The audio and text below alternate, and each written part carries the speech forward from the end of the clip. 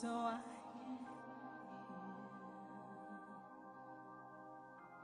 cause I just wanna hear you speak, Lord. I just wanna hear you speak, Lord. I'll wait on you, Lord. I just wanna hear you speak, Lord. I just wanna hear you speak, Lord. I'll wait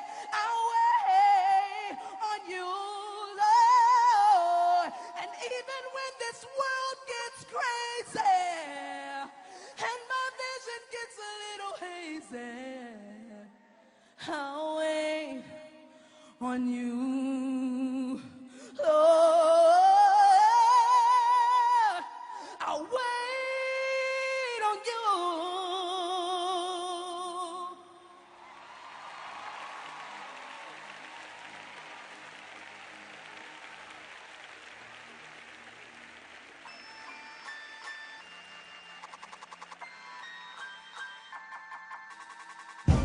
I'm just going to ask y'all a couple questions. What are we going to do to change our generation?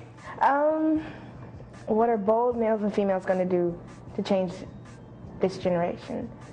For one thing, we have to keep each other accountable. That's a huge thing.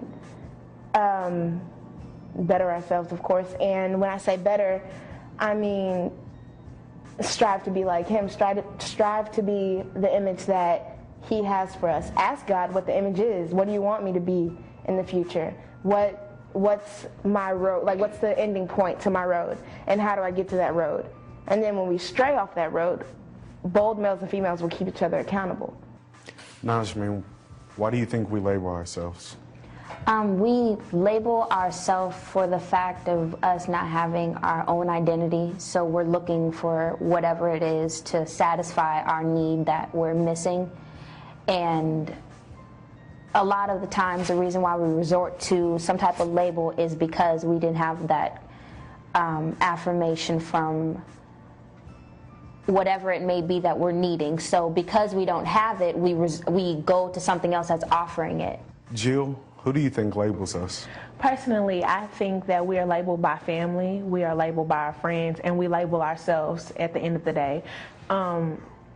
As a whole, if someone tells you something, like when you're born, if a parent tells a child, oh, my child is kind of slow, my child is dumb, then they take on that persona of being a slow child, a dumb child, or something that they're not.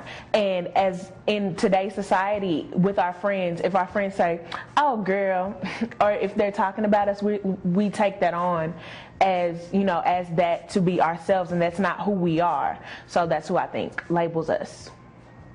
Caroline, what do you think it means to be bold? I think bold basically is, it's like when you're reading a passage or you see the words are like printed like very thick, they stand out. So I think bold means to stand out, and you know, along being with us or whatever, we're supposed to like stand out, be fearless, and you know, not be afraid to speak our minds and not being afraid to step out of your little comfort zone. And that's what I basically think bold is. Kevin, if you could change anything about your generation, what would it be? If I could change anything about our generation, I would change the perspective of our young teens nowadays. Nowadays, we fall back on society, entertainment, and music. What I would like to change is to show our generation that following Christ, there's a better way instead of falling back on what's seen or what's heard. Because in society's world today, teens are so caught up and lost in what's good now.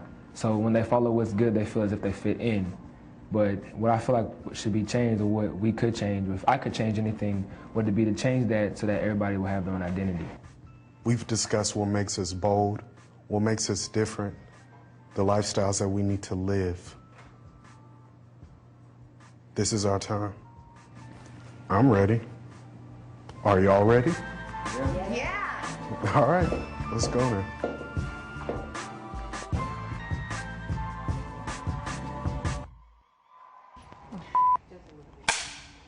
Yeah, cool. Like you're getting ready.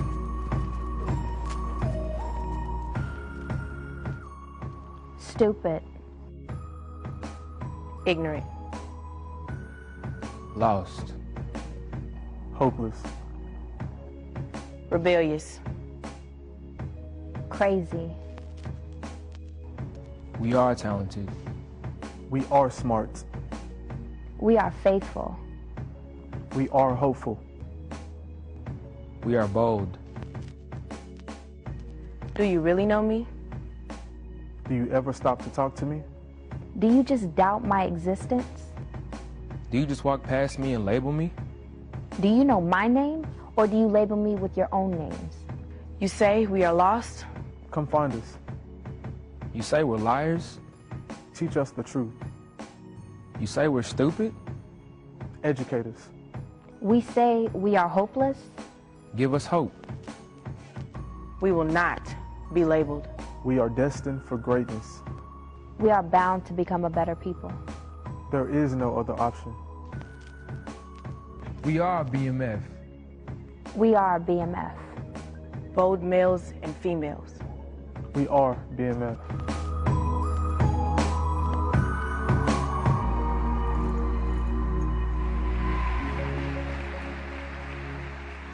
All right, we want to welcome you back to the second part of this panel discussion. I want to introduce our panelists today, which are made up of teenagers within the church here at the Potter's House and within the Firehouse. From my top left up there, we have Jillian Jones. Can we welcome her right now? In the center up there on top is Kevin Kazadi. And right here to my far right is Marquise Waters. Down here at the bottom, the far left, we got Sydney Wright. Right here in the middle, we have Najmeen Taylor. And my last but not least, Dexter Jakes. Woo! Woo! Well, you are front and center, okay? So many times, everybody's speaking to you, preaching to you, saying what you ought to do, what you ought to be. Now you get a chance to speak to us. The whole congregation is listening. Around the world, people are listening. You have an opportunity to say something. When we start talking about young people today and how they are perceived, I was astounded, Dexter, at your perception of how your generation is perceived, and even more astounded at your correction with the development of bold males and females. Talk to us about that. I think that our generation is overall perceived as we're lost and we can't be found. And I think that we're lost in the world, we're lost in our music, and we're lost in our culture. And I don't think that there's anything that could really help except for the church and God. And that's basically what Bold Males and Females was about. We are being bold, and to be bold is to be daring and to have courage and not to be in the world, basically, and to find yourself. When we titled this, Who Are We? We know our identity, and we wanted to let y'all know who we are. So we're being bold, we're driven, strong, and we're humble. Okay, when you start talking about, amen. When you start talking about being bold, and let's go a little bit deeper. Talk about some of the things that bold males and females are doing, some of the philanthropic work that they're doing, and what are the values that they uphold. Soon we're going to be holding just sessions across DFW first.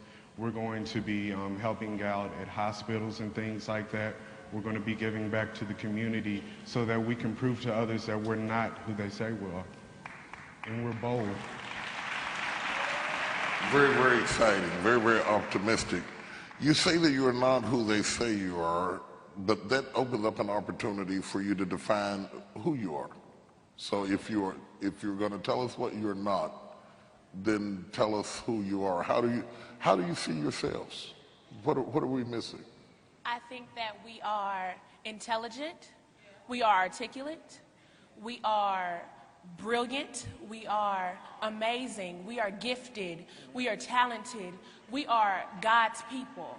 We stand out, we are fearless, we are who we are. We are the individuals that God put on this earth to be what He has given us. He's given each of us a gift. And we are that gift. We are his light in this world. Absolutely. Absolutely. But you have to realize that there are some young people in your age category that are doing drive-by shootings, committing murders, killings, drugs, really strung out. Where this perception of your generation, if it were just looking at you, might not be an issue, but looking at the whole array of your generation is disturbing. But I want to know, are the labels coming from the media? Are they coming from the parents? Are they coming from you? Kevin, where do we get these labels from? Most labels are coming from the media and society. So with people, I think labels really come when you're not accepted. Like as a child, even not being accepted at home by your parents, and when you go to school, you do things out of your character and out of your nature. And once you feel accepted, you feel that good feeling inside, like, okay, people actually like me. And they give you labels like, oh, this girl's a slut. Oh, this man, oh, he talks to this many girls. But he feels accepted, and that's what he likes, until the day you're denied, and then you're broken and nothing else for you to do. Marquise, when Kevin talks about being accepted, I want you to weigh in. One of the things that I was struck by on the video is the young man who said, just because I'm dressed like this doesn't mean that I'm getting ready to mug you, in other words. You know, and how judgmental do you think this generation is, or our generation is, of you all based on your style? And this, tell us, I mean, let her rip, give it to us. Personally, from my experiences, I do think that the past generation can be pretty judgmental about it, but I believe it's unreasonably justified because, you know, you look at the bold males and females around me up on the stage right now, but we're small amongst the masses of people around us who give off the negative image. It's almost like the perception of music when you see really good artists that are hard to find, but what's being pushed on the radio is negative music. You see that before you see the actual people who's doing good. So what you're saying is the best and brightest of you never get the spotlight. You never get the attention. Nobody ever focuses on you. They're always focusing on the lower elements, but they never focus on the positive elements. Sydney, does that lead to you feeling invisible? I mean, if you turn on the TV set and the only thing you see of your generation is negativity, and the only time it comes up in church or anywhere is what you ought to do right, when you are doing right, do you feel invisible? I don't feel invisible most of the time, and that's because I know that I'm doing all that I need to do. I'm asking God, what is it that you have planned for me? What do I need to do?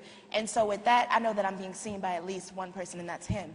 Now, when it comes to parents seeing what I'm doing right or adults seeing what I'm doing right, sometimes I'm feeling invisible, but I know that the long run effects will not be invisible because I'm reaching out and I'm doing what I need to do. I'm doing what he has planned for me to do. So at the immediate time, I can feel invisible, but for the long run, I know it's not going to be. Okay. Now, Jermaine, how much are you all affected? You go to school, you interact with people in your generation who don't have the values that BMF does. They're not bold males and females. They're going along with the pressure. How much are you affected or pushed or prodded by peer pressure, say, to give up the values that we're trying to enforce here and to assume the values of what you see going on in your generation around you? It's actually being pushed to be a brighter light to them because they may not have, their light may not be shining, so they'll look for something else to not necessarily accept them, but to illuminate who they are. So looking at us, BMF, if we're that light or anybody else who is that light, we should be able to attract them to what it is we're doing, and it's God that's doing it in us. So they should, it should be some type of connection between this God